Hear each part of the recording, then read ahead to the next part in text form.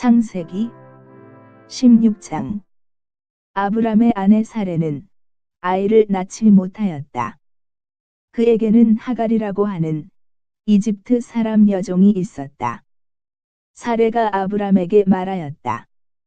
주님께서 나에게 아이를 가지지 못하게 하시니 당신은 나의 여종과 동침하십시오. 하갈의 몸을 빌려서 집안의 대를 이어갈 수 있기를 바랍니다. 아브람은 사레의 말을 따랐다. 아브람의 아내 사레가 자기의 여종 이집트 사람 하갈을 데려다가 자기 남편 아브람에게 아내로 준 때는 아브람이 가나안 땅에서 살아온 지 10년이 지난 뒤이다.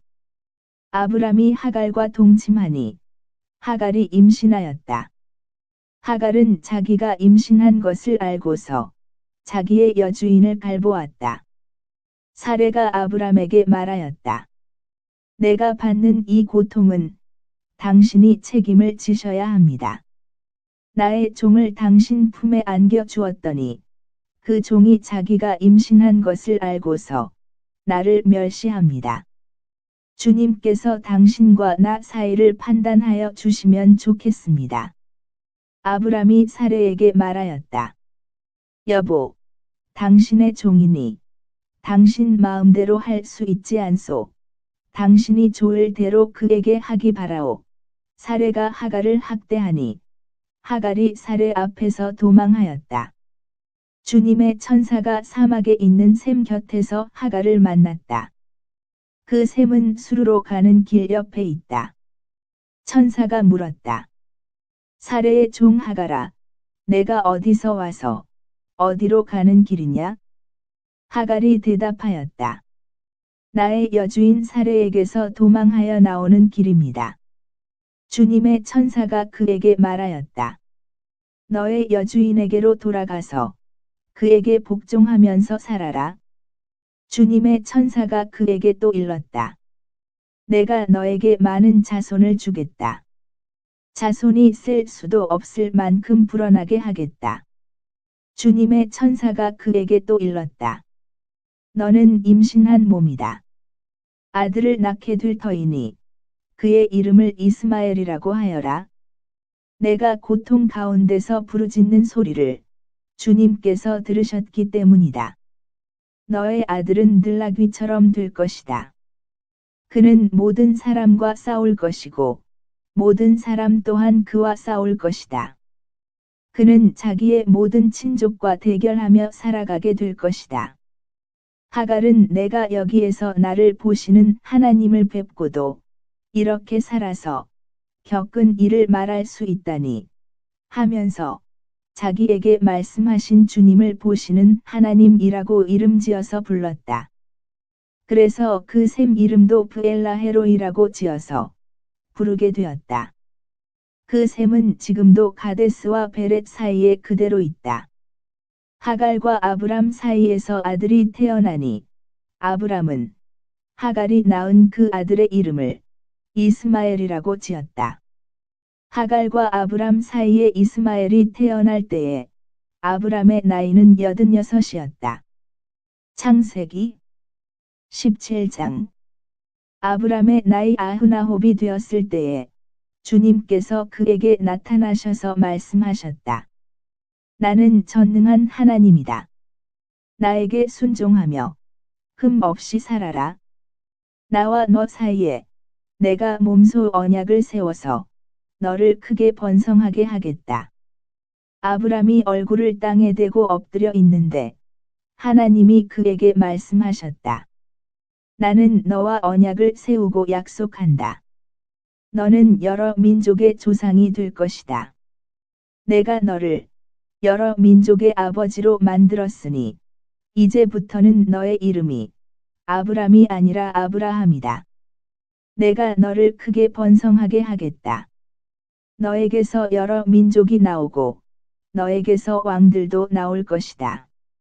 내가 너와 세우는 언약은 나와 너 사이에 맺는 것일 뿐 아니라 너의 뒤에 오는 너의 자손과도 대대로 세우는 영원한 언약이다. 이 언약을 따라서 나는 너의 하나님이 될 뿐만 아니라 뒤에 오는 너의 자손의 하나님도 될 것이다. 내가 지금 나그네로 사는 이 가나안 땅을 너와 내 뒤에 오는 자손에게 영원한 소유로 모두 주고 나는 그들의 하나님이 될 것이다. 하나님이 또 아브라함에게 말씀하셨다. 너는 나와 세운 언약을 잘 지켜야 하고 내 뒤에 오는 너의 자손도 대대로 이 언약을 잘 지켜야 한다. 너희 가운데서 남자는 모두 할례를 받아야 한다. 이것은 너와 내 뒤에 오는 너의 자손과 세우는 나의 언약, 곧 너희가 모두 지켜야 할 언약이다. 너희는 포피를 베어서 할례를 받게 하여라. 이것이 나와 너희 사이에 세우는 언약의 표이다.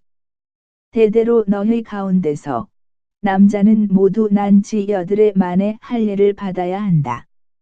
너희의 집에서 태어난 종들과 너희가 외국인에게 돈을 주고서 사온 종도 비록 너희의 자손은 아니라 해도 마찬가지로 할례를 받아야 한다. 집에서 태어난 종과 외국인에게 돈을 주고서 사온 종도 할례를 받아야 한다. 그렇게 하여야만 나의 언약이 너희 몸에 영원한 언약으로 새겨질 것이다. 할례를 받지 않은 남자, 곧 포피를 베지 않은 남자는 나의 언약을 깨뜨린 자이니 그는 나의 백성에게서 끊어진다. 하나님이 아브라함에게 또 말씀하셨다. 너의 아내 사레를 이제 사레라고 하지 말고 사라라고 하여라. 내가 그에게 복을 주어 너에게 아들을 낳아 주게 하겠다. 내가 너의 아내에게 복을 주어서 여러 민족의 어머니가 되게 하고 백성들을 다스리는 왕들이 그에게서 나오게 하겠다. 아브라함은 얼굴을 땅에 대고 엎드려 웃으면서 혼잣말을 하였다. 나이 100살 된 남자가 아들을 낳는다고? 또 90살이나 되는 사라가 아이를 낳을 수 있을까? 아브라함은 하나님께 아뢰었다. 이스마엘이나 하나님께서 주시는 복을 받으면서 살기를 바랍니다. 하나님이 말씀하셨다. 아니다. 너의 아내 사라가 너에게 아들을 낳아 줄 것이다. 아이를 낳거든 이름을 이삭이라고 하여라. 내가 그와 언약을 세울 것이니 그 언약은 그의 뒤에 오는 자손에게도 영원한 언약이 될 것이다. 내가 너의 말을 들었으니 내가 반드시 이스마엘에게 복을 주어서 그가 자식을 많이 낳게 하고 그 자손이 크게 불어나게 할 것이다. 그에게서 12명의 영도자가 나오게 하고 그가 큰 나라를 이루게 하겠다. 그러나 나는 내년 이맘때에 사라가 너에게 낳아 줄 아들 이삭과 언약을 세우겠다. 하나님은 아브라함에게 말씀을 다 하시고 그를 떠나서 올라가셨다. 바로 그 날에 아브라함은 자기 아들 이스마엘과 집에서 태어난 모든 종과 돈을 주고 사온 모든 종, 곧 자기 집안의 모든 남자와 함께 하나님이 말씀하신 대로 포피를 베어서 할례를 받았다. 아브라함이 포피를 베어서 할례를 받은 것은 그의 나이 99살 때이고 그의 아들 이스마엘이 포피를 베어서 할례를 받은 것은 이스마엘의 나이 13살 때이다. 아브라함과 그의 아들 이스마엘은 같은 날에 할례를 받았다. 집에서 태어난 종과 외국인에게서 돈을 주고 사온 종과 아브라함 집안의 모든 남자가 아브라함과 함께 할례를 받았다. 창세기 18장 주님께서 마므레의 상수리나무 곁에서 아브라함에게 나타나셨다. 한창 더운 대낮에 아브라함은 자기의 장막 어귀에 앉아 있었다. 아브라함이 고개를 들고 보니 웬 사람 셋이 자기의 맞은쪽에 서 있었다. 그는 그들을 보자 장막 어귀에서 달려나가서 그들을 맞이하며 땅에 엎드려서 절을 하였다. 아브라함이 말하였다. 손님들께서 저를 좋게 보시면 이 종의 곁을 그냥 지나가지 마시기 바랍니다. 물을 좀 가져오라고 하셔서 발을 씻으시고 이 나무 아래에서 쉬시기 바랍니다. 손님들께서 잡수실 것을 제가 조금 가져오겠습니다. 이렇게 이 종에게로 오셨으니 좀 잡수시고 기분이 상쾌해진 다음에 길을 떠나시기 바랍니다. 그들이 대답하였다. 좋습니다. 정 그렇게 하라고 하시면 사양하지 않겠습니다. 아브라함이 장막 안으로 뛰어 들어가서 사라에게 말하였다. 빨리 고운 밀가루 3쌀을 가지고 와서 반죽을 하여 빵을 좀 구시오. 아브라함이 집짐승 떼가 있는 데로 달려가서 기름진 좋은 송아지 한 마리를 끌어다가 하인에게 주니 하인이 재빨리 그것을 잡아서 요리하였다. 아브라함이 엉긴 젖과 우유와 하인이 만든 송아지 요리를 나그네들 앞에 차려놓았다. 그들이 나무 아래에서 먹는 동안에 아브라함은 서서 시중을 들었다. 그들이 아브라함에게 물었다. 대개 부인 사라는 어디에 있습니까? 아브라함이 대답하였다. 장막 안에 있습니다. 그때 주님께서 말씀하셨다. 다음 해 이맘때에 내가 반드시 너를 다시 찾아오겠다. 그때 너의 아내 사라에게 아들이 있을 것이다. 사라는 아브라함이 등지고 서 있는 장막 어귀에서 이 말을 들었다. 아브라함과 사라는 이미 나이가 많은 노인들이고 사라는 월경마저 그쳐서 아이를 낳을 나이가 지난 사람이다. 그러므로 사라는 나는 기력이 다 쇠진하였고 나의 남편도 늙었는데 어찌 나에게 그런 즐거운 일이 있으랴? 하고 속으로 웃으면서 중얼거렸다. 그때 주님께서 아브라함에게 말씀하셨다. 어찌하여 사라가 웃으면서 이 늙은 나이에 내가 어찌 아들을 낳으랴 하느냐? 나 주가 할 수 없는 일이 있느냐? 다음 해 이맘때에 내가 다시 너를 찾아오겠다. 그때에 사라에게 아들이 있을 것이다. 사라는 두려워서 거짓말을 하였다. 저는 웃지 않았습니다. 그러나 주님께서 말씀하셨다. 아니다. 너는 웃었다. 그 사람들이 떠나려고 일어서서 소돔이 내려다 보이는 데로 갔다. 아브라함은 그들을 바래다 주려고 함께 얼마쯤 걸었다. 그때 주님께서 말씀하셨다. 내가 앞으로 하려고 하는 일을 어찌 아브라함에게 숨기랴? 아브라함은 반드시 크고 강한 나라를 이룰 것이며 땅 위에 있는 나라마다 그로 말미암아 복을 받게 될 것이다. 내가 아브라함을 선택한 것은 그가 자식들과 자손을 잘 가르쳐서 나에게 순종하게 하고 옳고 바른 일을 하도록 가르치라는 뜻에서 한 것이다. 그의 자손이 아브라함에게 배운 대로 하면 나는 아브라함에게 약속한 대로 다 이루어 주겠다. 주님께서 또 말씀하셨다. 소돔과 고모라에서 들려오는 저 울부짖는 소리가 너무 크다. 그 안에서 사람들이 엄청난 죄를 저지르고 있다. 이제 내가 내려가서 거기에서 벌어지는 모든 악한 일이 정말 나에게까지 들려온 울부짖음과 같은 것인지를 알아보겠다. 그 사람들은 거기에서 떠나서 소돔으로 갔으나 아브라함은 주님 앞에 그대로 서 있었다.